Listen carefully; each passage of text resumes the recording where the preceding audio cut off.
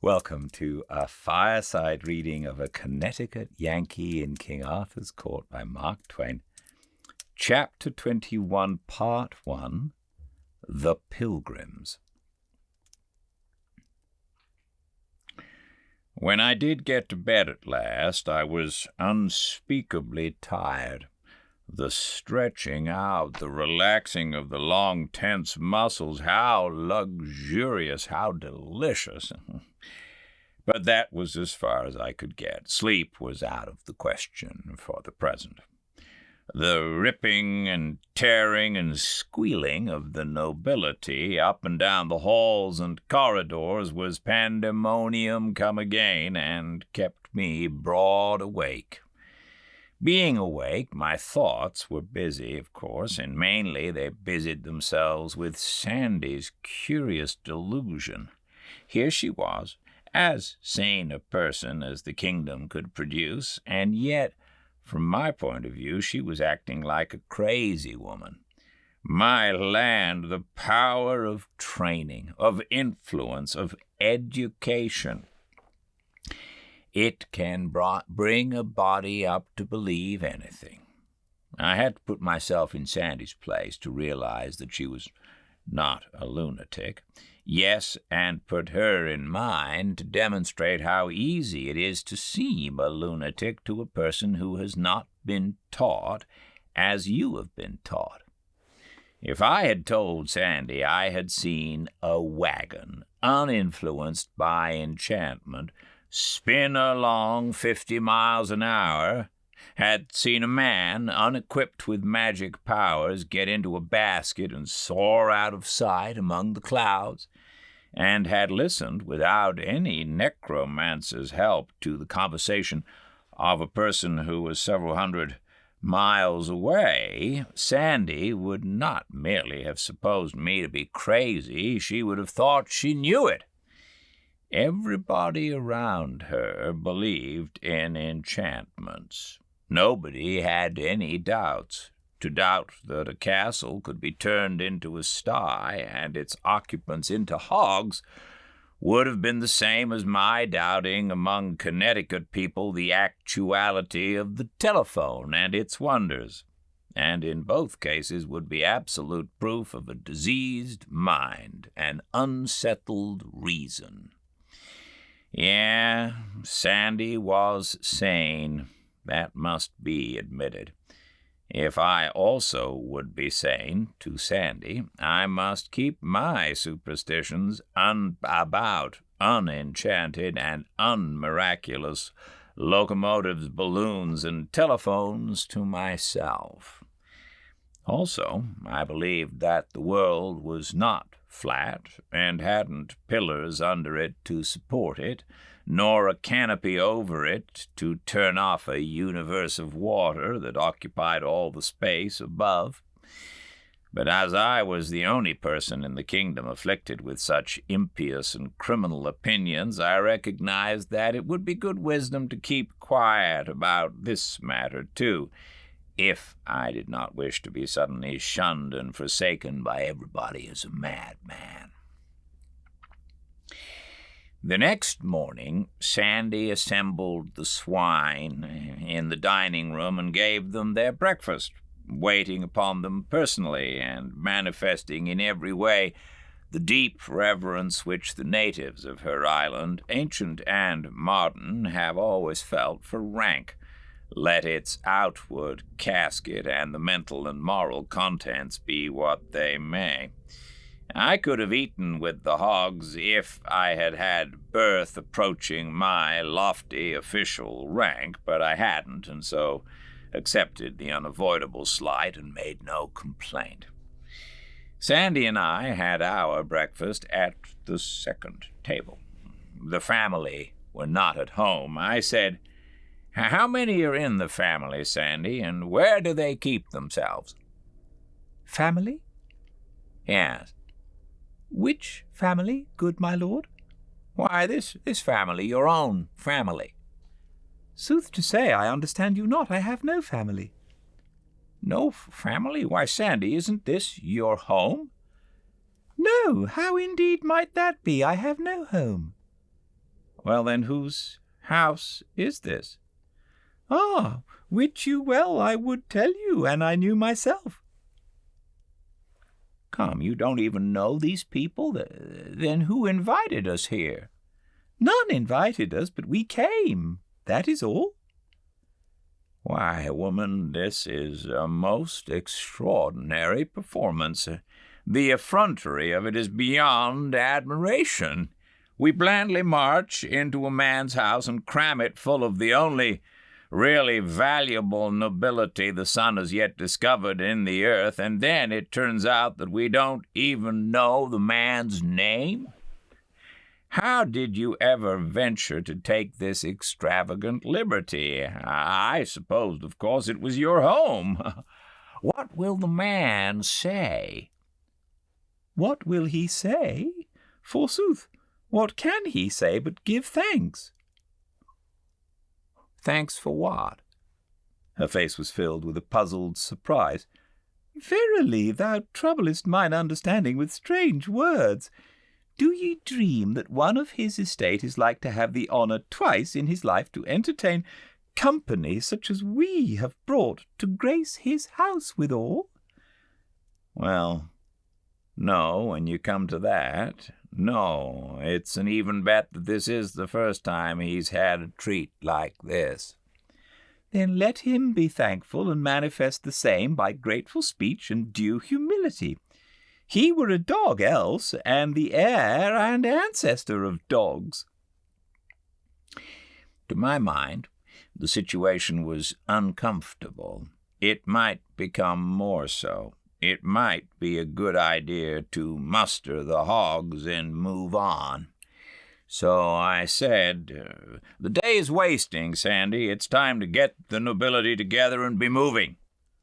Wherefore, fair sir and boss? We want to take them to their home, don't we? La, but list to him. They be of all the regions of the earth.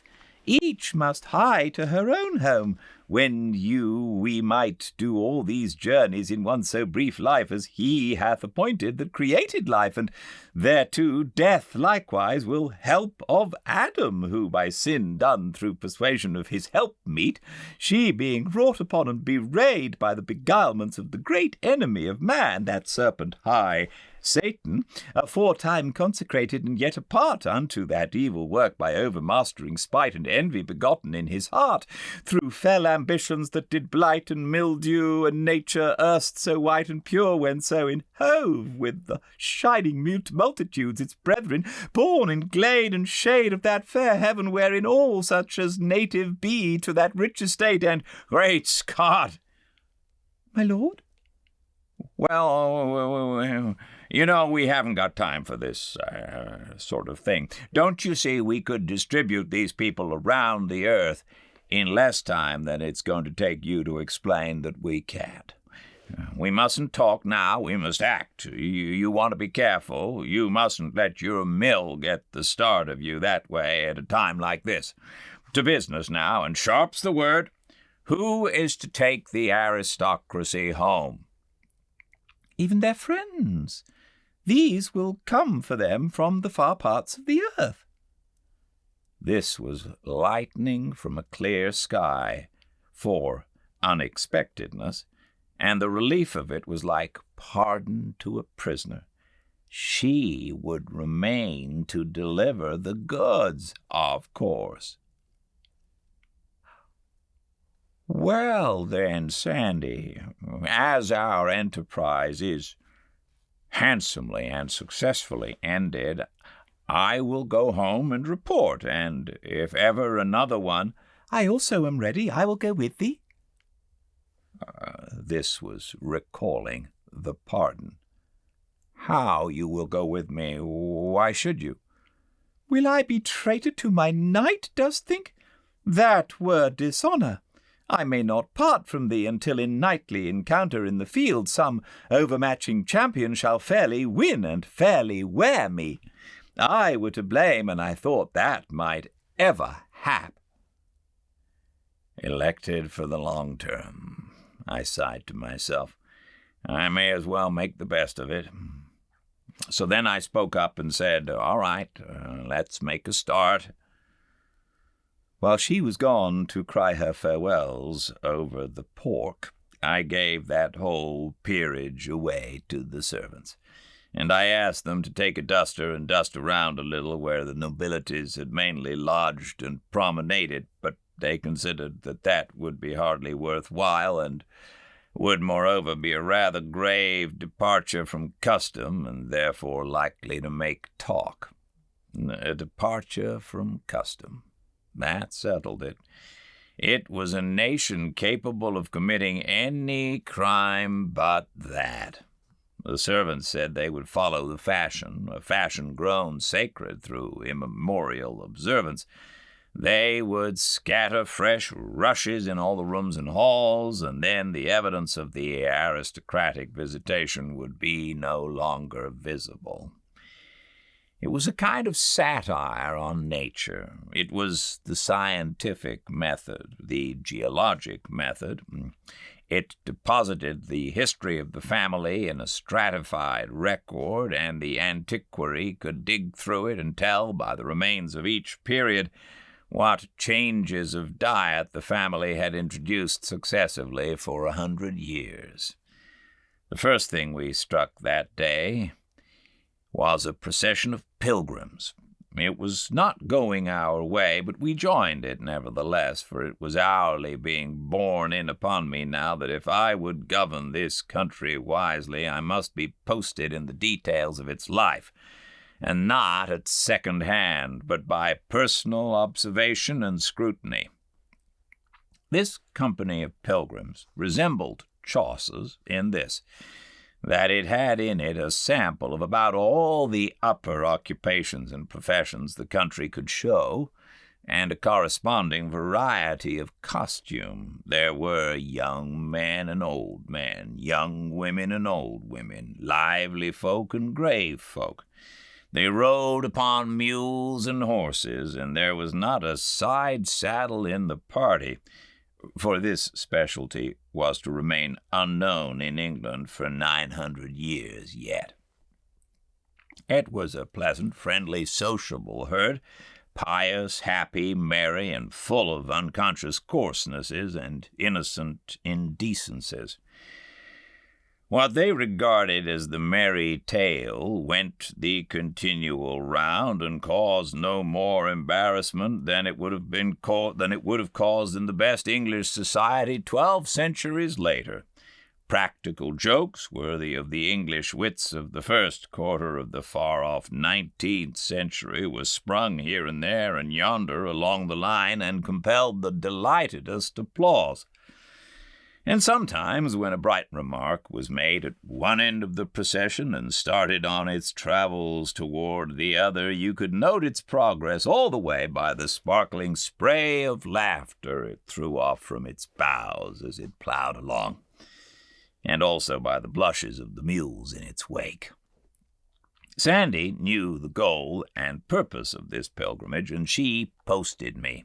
She said, "They journey to the Valley of Holiness, for to be blessed of the godly hermits and drink of the miraculous waters and be cleansed from sin." "Where is this watering place?" "It lieth a 2-day journey hence by the borders of the land that hight the Cuckoo Kingdom." "Tell me about it. It is a celebrated place?" "Oh, of a truth, yes. There be none more so. Of old time there lived there an abbot and his monks. Belike were none in the world more holy than these, for they gave themselves to study of pious books, and spoke not the one to the other, or indeed to any, and ate decayed herbs, and naught thereto, and slept hard, and prayed much, and washed never. Also they wore the same garment until it fell from their bodies through age and decay. Right so came they to be known of all the world by reason of these holy austerities, and visited by rich and poor and reverenced. Proceed.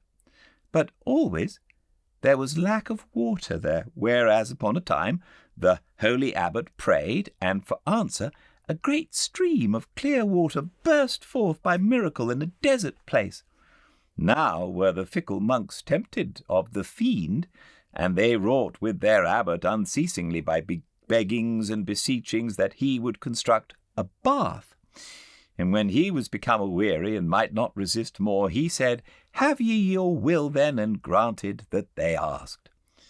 Now mark thou what 'tis to forsake the ways of purity for which he loveth, and wanton with such as be worldly and an offence.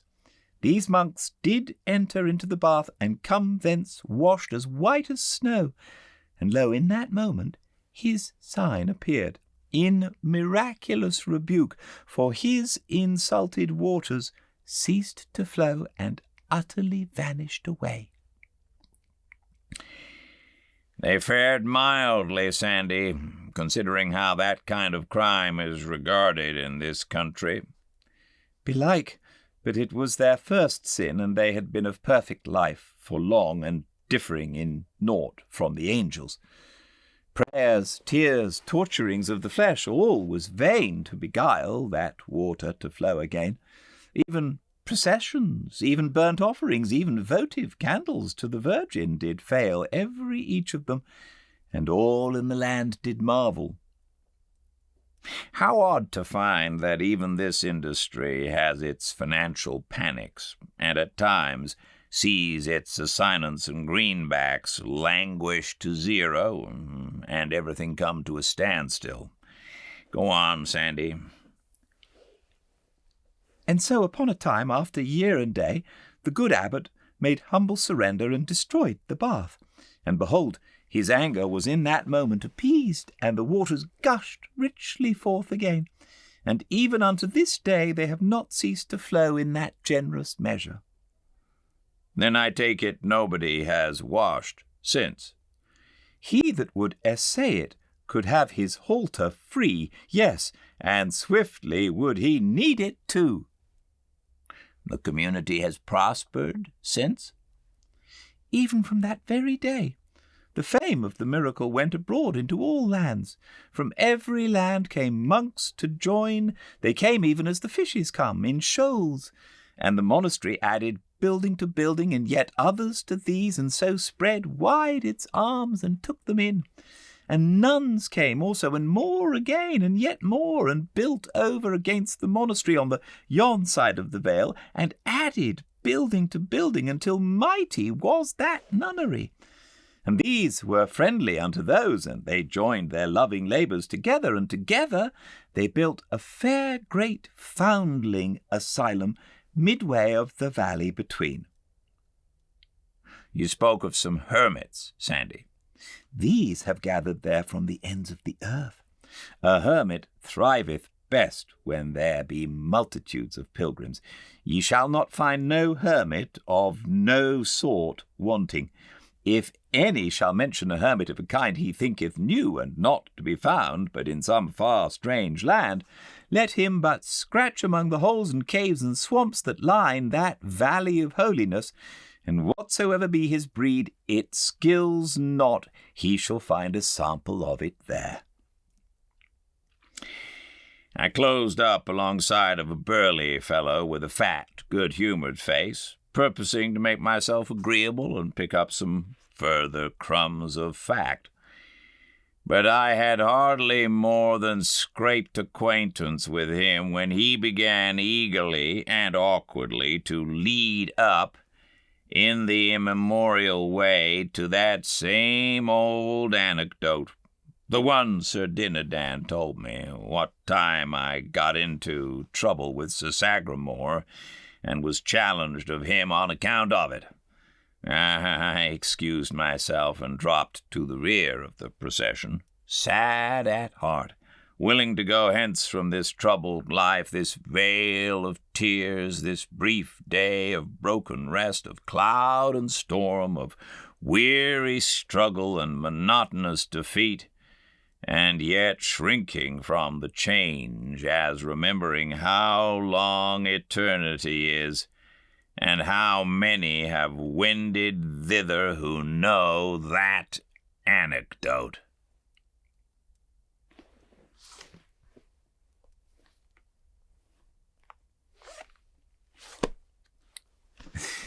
Thank you all for joining me. We will resume tomorrow, same time and place, 5 Pacific at Fireside Reading on Instagram. I hope you can all join me for a little more Mark Twain. But until then, everyone do stay very, very well indeed. Goodbye.